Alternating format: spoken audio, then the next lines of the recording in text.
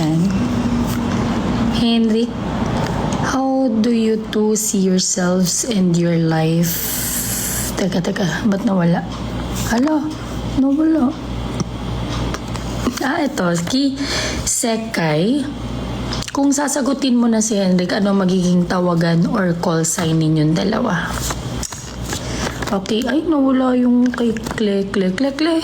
Ito, tama. Henrik, ano yung 3 bagay na ayaw mong gawin ni Fujiko pero palagi niyang ginagawa? From Kle. Ano ang 3 bagay na ayaw mong gawin ni Jiko pero palagi niyang ginagawa? Yung number 8, si Sekay.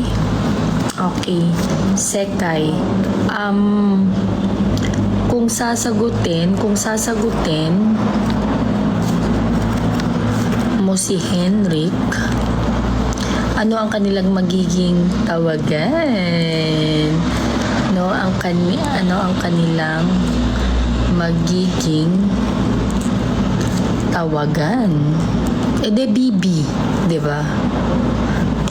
Ako, Bibi rin na tawag ko kay Henrik. Bibigwasan ko siya. Ano ang kanilang sulat? Okay.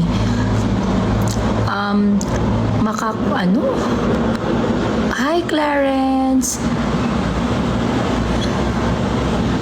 For Jiko, malaki ba ang chance ni Henrik na maging kayo?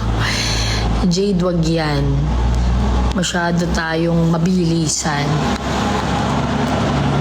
Thank you, Lian. Thank you, Zaldi. Si Mikay, ang aking inaanak. Bakit gising ka pa, inaanak kong maganda? Ay, ang ganda nung kay Miss Fars. I love it. Sabi ni Miss Fars, for both daw to, for both. Paano ninyo gustong maalala ng mga fans ang presence ninyo sa buhay nila? Okay, that's a good question. Okay, we are heading down to question number 10. Henrik, makakaya mo kaya mawala si Fujiko ng 1 buwan? Ako nasasagot, hindi niya kaya.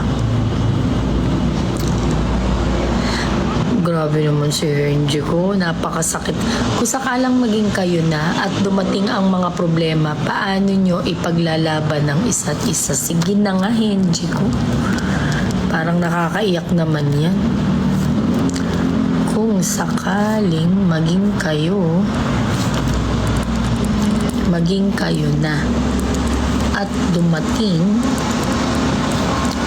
ang mga problema, paano nyo ipaglalaban? Hindi pa nga sila ipaglalaban na agad ang isa't isa. Grabe ka naman, Henjiko. Pinaghiwalay mo agad. Thank you, Stuart Joe.